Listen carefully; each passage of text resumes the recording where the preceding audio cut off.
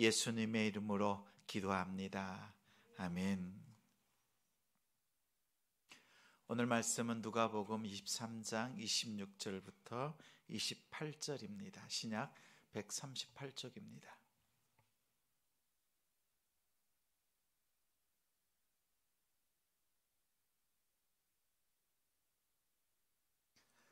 누가복음 23장 26절부터 28절 신약 138쪽 같이 읽겠습니다. 그들이 예수를 끌고 갈 때에 시몬이라는 구레네 사람이 시골에서 오는 것을 붙들어 그에게 십자가를 지워 예수를 따르게 하더라. 또 백성과 및 그를 위하여 가슴을 치며 슬피 우는 여자의 큰 무리가 따라오는지라. 예수께서 돌이켜 그들을 향하여 이르시되 예루살렘의 딸들아, 나를 위하여 울지 말고 너희와 너희 자녀를 위하여 울라. 아멘.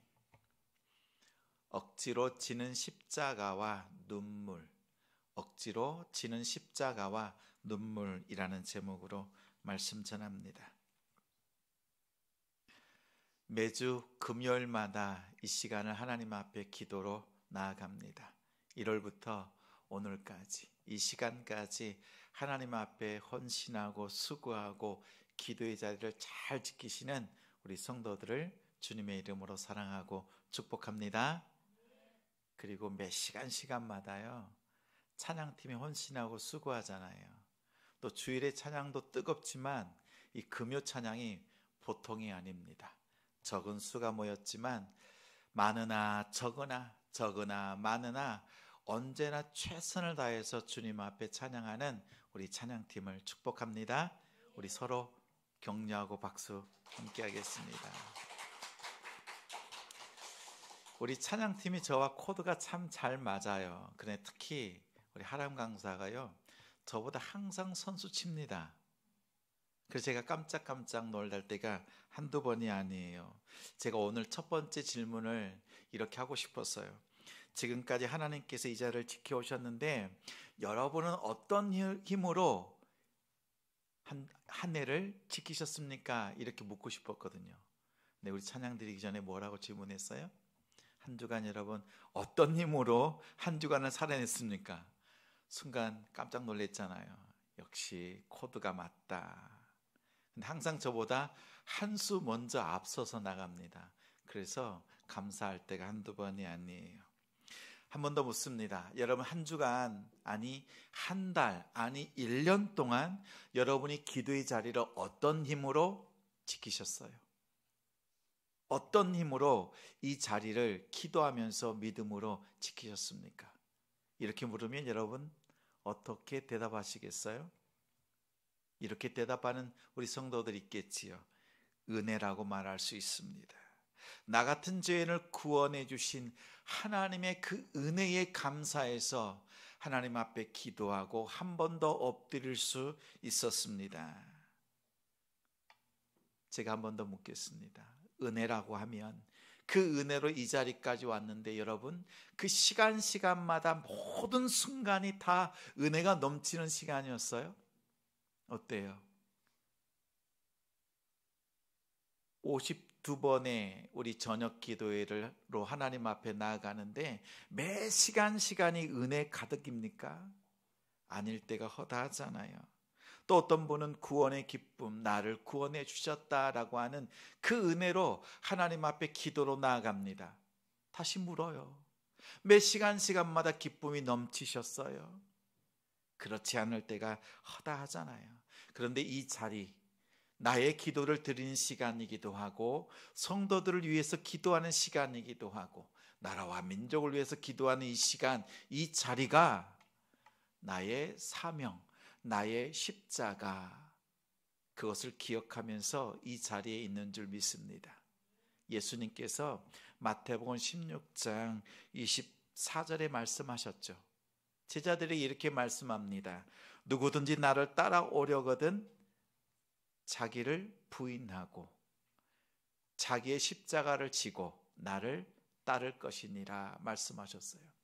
예수님께서 우리에게 말씀하신 그 길을 우리는 그동안 걸어왔고 지금까지 잘 걷고 있고 앞으로도 그 길을, 제자의 그 길을 잘 걸어갈 겁니다. 이렇게 함께 동력하고 함께 마음을 모두어서 힘쓰는 우리 성도들, 주님의 이름으로 정말 축복하고 또한 감사합니다. 자, 그런데 오늘 이 말씀을 통해서 우리가 과연 그렇다면 예수님께서 우리에게 말씀하시는 게 그 제자의 도, 십자가의 그 길인데 그 십자가의 길을 내가 제대로 걷고 있나, 이것을 한번 점검해 보자라는 거예요. 우리가 때로는 은혜의 삶, 또 은혜롭지 않을 때에도, 때로는 힘들지만 기쁨이 없을 때에도 그 사명의 길이라고 생각하면서 왔던 그 길인데, 이게 제자도의 길이라고 쫓아왔는데 과연 우리는 바르게 제자의 길을 걷고 있는가? 오늘 말씀을 통해서 우리가 믿음으로 다시 한번 서고 그 십자가의 길을 걷는 우리들 되기 바랍니다. 예수님께서 말씀하셨죠. 제자의 길이란 첫 번째, 자기를 부인하고, 두 번째, 자기의 십자가를 지고, 세 번째, 나를 쫓을 것이니라, 나를 따를 것이니라 말씀하셨어요. 예수님을 따라다니는 사람 많습니다. 예수님 인기 있었어요. 기적을 베푸셨고 능력 있으셨고 말씀의 권위가 있었습니다. 그 누구보다도 33살의 청년이었지만 예수님을 따라다니는 사람들 많았습니다. 그런데 중요한 것, 선결 조건이 두 가지가 있어요. 먼저 뭐예요? 자기를 부인하고, 두 번째, 자기 십자가를 지고 따르는 사람이어야 돼요. 그런데 자기를 부인하지 않고 또 자기 십자가를 지지 않고도 예수님을 따라다니는 사람들이 있었어요. 그들을 향해서 이렇게 말합니다. 무리들. 예수님이 그냥 좋았고 예수님이 하시는 그 기적 속에서 또 오병이어의 기적을 맛보기도 하고 이러한 것들이 좋았던 거예요. 그래서 이 두 가지가 없이도 쫓아다니는 사람들을 뭐라 한다고요? 무리예요. 그냥 예수님의 그것이 좋았을 거예요. 자기가 뭔가 누릴 수 있는 것, 이익이 되는 것이 있어서 쫓아다녔던 자들이에요. 말씀이 달콤했고 또 말씀이 마음을 울리기도 했고. 그런데요, 제자는 그런 사람들이 아니에요. 첫 번째 뭐예요? 자기를 부인하고 자기 십자가를 지고 따르는 자가 제자입니다. 12월 마지막을 향해 달려가면서 우리는 이거를 점검해 봐야 돼요. 내가 왜 주님을 따르고 있는가? 나의 이익과 나에게 도움이 되니까, 나에게 평안을 주니까, 이것이 아니라 정말 내가 나를 부인하고 나의 십자가를 지고 주님을 따르고 있는가, 이것을 살펴보아야 되겠습니다. 자, 그렇다면 먼저 자기를 부인한다는 건 뭐예요? 나의 자아를 죽이는 것, 또 포기하고 헌신하는 것, 이렇게 생각할 수 있지만 주님이 말씀하시는 자기 부인은 그러한 것이 아닙니다. 내 안에 주인이 바뀌는 거예요. 예수님 믿기 전에는 내 안에 주인이 나였어요. 아니면 다른 우상을 나의 주인 삼았어요. 근데 예수님을 영접하고 난 다음에는 예수님이 나의 주인 되시는 거예요. 다시 말하면 나의 모든 말과 행동의 주도권이 예수님께 있다. 나의 모든 결정권이 예수님께 있다라는 것을 인정하고 그 인정한 믿음으로 살아내는 사람들이에요. 결정권, 주도권이 주님께 있어요. 그럼 어떻게 해야 돼요? 예전에는 내가 좋은 대로 내 뜻대로 결정하고 행했단 말이죠. 그럼 이제는 어떻게 해요? 주님이 주도권이 있고 결정권이 있으니 주님께 다 물어봐야 되지요. 여러분 회사 일해 보셨잖아요. 모든 예산의 결정권이 윗사람에게 있어요. 돈 10원 하나 사용하려면 어떻게 해야 돼요? 물어봐야 돼요. 윗사람에게. 사장님에게 물어봐야 돼요. 그 다음에 쓸 수 있는 거예요. 만약 허락하지 않으면 돈 한 푼도 쓸 수가 없습니다. 일터란 그런 곳이잖아요. 마찬가지로 나의 모든 시간과 물질, 이것을 주님이 허락하시는 대로 우리가 쓰고, 또한 허락하지 않으실 때는 우리는 기다려야 돼요. 그렇죠?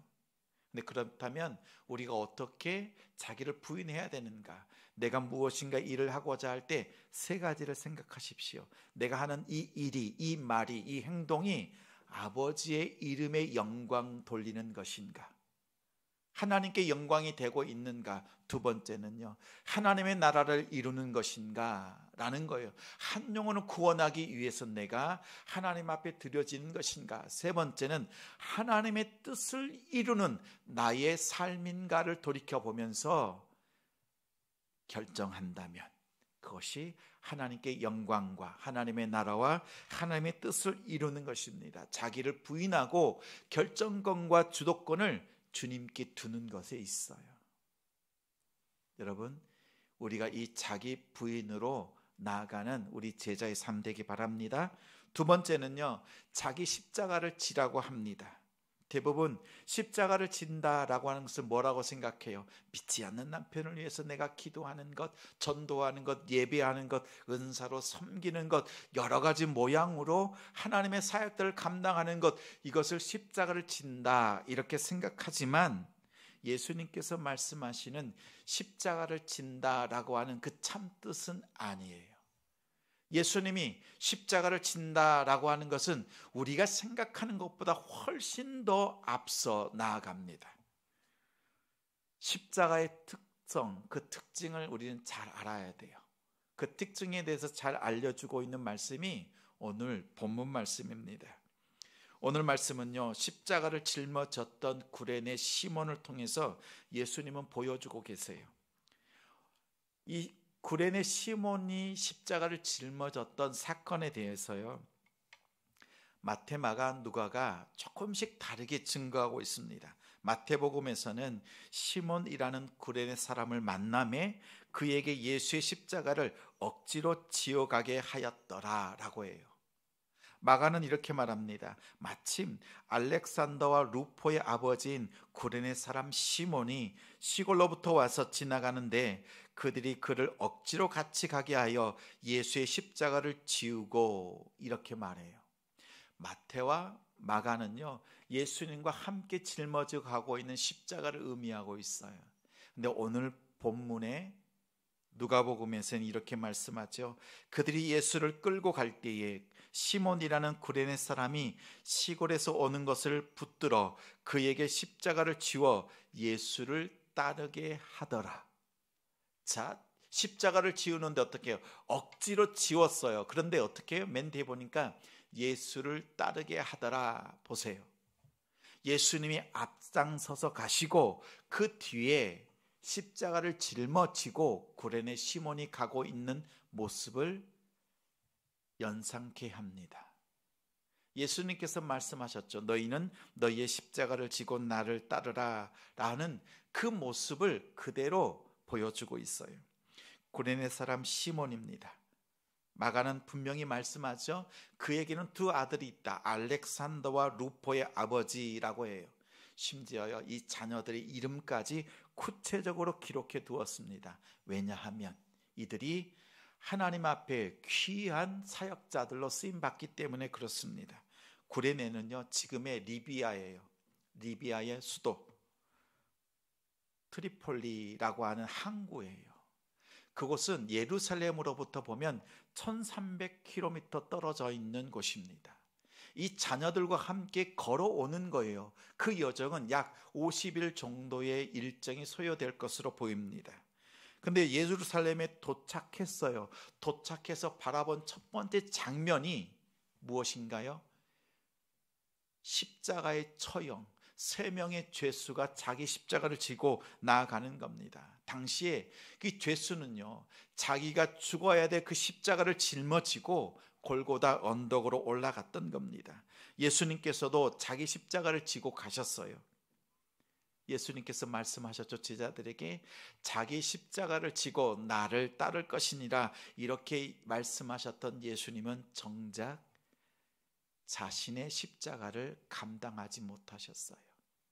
그 십자가를 다시 지고 갈 수 없을 정도로 심한 채찍질에 피 흘리시고 물을 흘리시고 그 몸이 아주 쇠약하셨습니다. 로마 병사가 바라보니까 예수님이 더 이상 그 십자가를 짊어질 수 없는 거예요. 그래서 둘러봅니다. 그래서 한 사람을 봤어요.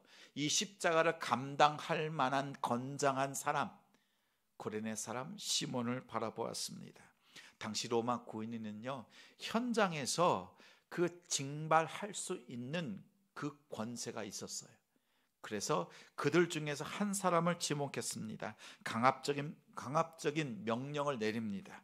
억지로 예수의 십자가를 짊어지게 했습니다. 시몬은 억지로 십자가를 졌어요. 시몬이 예수님이 십자가를 딱 짊어졌을 때 어땠을 것 같아요? 십자가는 피냄새가 진동입니다. 그리고 땀과 흙먼지가 뒤섞여 있습니다. 그 자리까지 예수님께서 짊어지고 오셨던 그 십자가의 그 냄새, 이루 말할 수 없었을 것입니다. 구레네 시몬의 입장에 있어서는 오늘은 정말 만나고 싶지 않은 날이었을 겁니다. 하필 그 시간에 내가 왜 여기 있었는가 이렇게 생각할 정도였겠지요. 십자가를 지라고 하니까 두려웠겠지요. 십자가는 뭐지요? 죽음의 형틀이잖아요. 내가 이러한 형틀을 가까이 할 필요도 없는 그러한 상황인데, 또한 구레네 시몬은 잘 알았습니다. 이 십자가라는 것을 잘 알고 있었어요. 로마 제국에 대적하는 무리들, 그리고 내란을 일으킨 자들을 이 십자가 처형을 했습니다. 십자가에 매달면 어떻게 돼요? 손이 못 박히고 또 발목, 그것에 못이 박히면 어떻게 해요? 축 처집니다. 그러면 자신의 체중 때문에 이 흉부가 압박을 당하고 호흡곤란을 통해서 극심한 고통을 느낍니다. 예수님 당시에는 당일에 처형을 했지만 오랫동안 죽을 때까지 몇 날 며칠 동안 달아놓는 것이 십자가 처형이었습니다. 물과 피를 다 쏟는 곳이었어요. 서서히 죽이는 도구였습니다. 구레네 시몬은 십자가가 무엇인지, 어떤 사람들이 죽는 형틀인지를 알고 있었어요. 그러나 한 가지 몰랐던 것이 있어요. 오늘 자신의 앞에 엎드려져 있는, 쓰러져 있는 예수라는 분이 누구인가, 이것은 몰랐어요. 십자가는 들어서 알았고 그 죽음의 형틀이라는 것을 알았지만 예수 그리스도, 내 앞에 엎어져 있는, 쓰러져 있는 그 예수님이 누구인지를 몰랐어요. 그런데 그분이 누구인지 몰랐지만 억지로 그분의 십자가를 져야만 했습니다. 생각했겠지요. 이 사람이 얼마나 큰 죄를 지었길래 이렇게 십자가에 죽어야만 했는가. 그 이유를 물어볼 수도 없었고 짊어져야 되는 그 명분도 없었습니다. 그러나 그는 억지로 그 십자가를 졌습니다. 예수님을 위한 자리였습니다. 예수님의 그 무거운 짐을 대신은 지는 십자가였습니다. 십자가를 지는 자리, 그 자리를 통해서요 하나님께서 영광 받으셨습니다. 예수님의 십자가는 어떤 십자가예요? 영혼을 구원하는 십자가잖아요. 영혼을 구원하는 일에 억지로 명분도 모르고 이유도 모른 채 그 십자가를 감당했던 겁니다. 그가 그렇게 힘들게 어렵게 골고다 언덕까지 십자가를 지고 간 다음에, 내려놓고 난 다음에 그 일이 어떻게 돌아가는지 지켜보지 않았겠습니까? 그리고 예수님이 그 십자가에 못 박히셔 죽으시는 것까지 다 목도했습니다. 그리고 난 뒤에 예수님이 왜 죽으셨는지 그 이야기를 더 소상하게 살피고 또 살피지 않았겠습니까? 로마서 16장에 보면 사도 바울이요 로마 교회에 보낸 편지 속에서 이 루포의 어머니를 언급합니다. 고레네 시몬의 아내 언급합니다. 그 트로폴리로부터 반대편 로마 지역, 위의 지역까지요. 그 당시에 이들의 아들이요 로마 교회의 큰 일들을 감당하는 믿음의 사역자들이 되었다는 것을 전해지고 있습니다. 자, 아버지가 감당했던, 억지로 감당했던 그 고난의 십자가를 통해서 자녀들이 구원받고 온 가정이 하나님 앞에 믿음으로 쓰임받았던 그 역사가 증거하고 있습니다. 고난의 사람 시몬이 감당했던 그 십자가는요, 예수님께서 죽으시는 그 자리였습니다. 다른 것 아니에요. 예수님께서 십자가에서 죽으셨다라고 하는 십자가의 증인으로서의 그 사역을 잘 감당했습니다. 그리고 예수님께서 죽으셨다는 것을 증인으로서 그의 삶을 살았습니다. 자, 보십시오. 예수님께서 십자가를 짊어지셨다라고 하는 것은 무슨 뜻이에요? 예수님께서 십자가에서 죽으셨다는 거예요. 예수님께서 마태복음 16장 24절에 너희는 나의 자기의 십자가를 져라 라고 하는 것, 우리 보고 십자가를 지라고 하시는 말씀은 뭐예요? 사역을 잘 감당하라는 게 아니에요. 예수님께서 십자가에 죽으셨다라는 것처럼 우리도 십자가에서 죽었다라는 거예요. 무엇인가 사역을 잘 감당하는 것이 아니라 십자가에서 죽는 거예요. 다시 말해서 예수님을 따라가려고 하면 예수님께서 나의 주도권, 나의 모든 결정권, 그분께 있다는 것을 고백하는 것이고, 또 예수의 제자로서 살아간다는 것은 십자가에서 죽는 거예요. 죽는 거. 사역을 감당하는 차원을 넘어서요. 철저하게 죽는 겁니다. 예수님께서 우리에게 십자가를 지라고 말씀하신 거예요. 사명을 짊어지는 그 차원을 뛰어넘습니다. 십자가에서 죽지 않으면, 우리가 죽지 않으면 제자가 아닙니다. 죽지 않은 채로 사역을 감당하는 것은 제자의 삶이 아닙니다. 죽으면서 하나님께서 주시는 그 일들을 감당하는 우리가 되어야 합니다. 여러분, 유럽에 가보면 십자가가 어디에 있어요? 어디에서 찾아볼 수가 있어요? 우리와는 조금 다르게요. 그들은 살고 있는 거주지 근처에 묘가 있어요. 사랑한 이들의 묘가 있습니다. 묘에 뭐가 있어요? 묘에 십자가가 꽂혀 있어요. 그 뜻은 무슨 뜻이에요? 이 사람은 죽었습니다 라는 거예요. 그치요? 여러분, 밤에 바깥을 쫙 살펴보세요.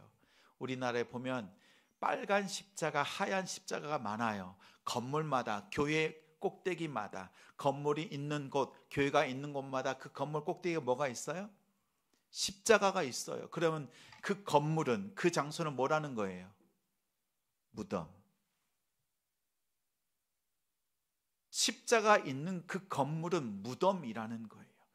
죽은 자들이 하나님을 찬양하는 것, 세상을 향하여서 죽은 자들이 하나님을 향하여서 노래하고 찬양하는 그곳이에요. 근데 우리가 하나님 안에서 살아야 되는데 여전히 세상 속에서 살아있는 채로 우리가 그 사역을 감당한다면 아직 제자가 아니에요. 아직 온전한 제자가 아니에요. 철저하게 죽어지는 거예요. 죽는다는 건 뭐예요? 여러분, 죽은 사람 건드려 보셨어요? 임종하고 난 다음에요. 눈물로 바라보면서 흔들어 보잖아요. 꼼짝 안 합니다. 우리가 세상 가운데 살고 있지만요, 죄가 우리를 건드릴 때 우리가 움직이지 않고, 우리가 누군가 우리의 마음을 불편하게 하고 힘들게 할 때, 분노하게 만들 때 우리가 그것에 대해서 반응하지 않고 죽어 있는 것, 그것이 제자예요. 우리가 오늘 이 자리까지 기도하면서 믿음으로 감당하는 것은요, 이 제자의 길을 걸어가는 거예요. 예수님이 나의 주도권, 결정권을 되신다, 나의 주인 되신다라는 것이고, 예수님이 십자가에 죽으신 것처럼 우리도 이미 죽었다, 이것을 기억하십시오. 그리고 세상 안에서 우리가 어떻게 해보려고 했던 그 것들을 다 죽이고 예수 안에서 다시 사는 여러분들 되시기 바랍니다. 세상 속에서는 반응하지 마십시오. 예수 안에서 다시 살아나는 그 생명으로 사시는 여러분 되시기 바랍니다. 죄에 대해서 영향받지 마시고, 여러분의 마음을 건드릴 때, 여러분의 심령을 분노하게 만들 때 여러분 반응하지 마시고 오히려 예수 안에서 거룩한 생명으로 반응할 수 있는 여러분들 되시기 바랍니다. 이것이 예수의 제자가 죽은 모습입니다. 그래서 예수님을 온전히 따르고 또 예수님 십자가 안에서 우리가 죽어진 것처럼 예수 안에서 죽는 우리 성도들 되시기 바랍니다.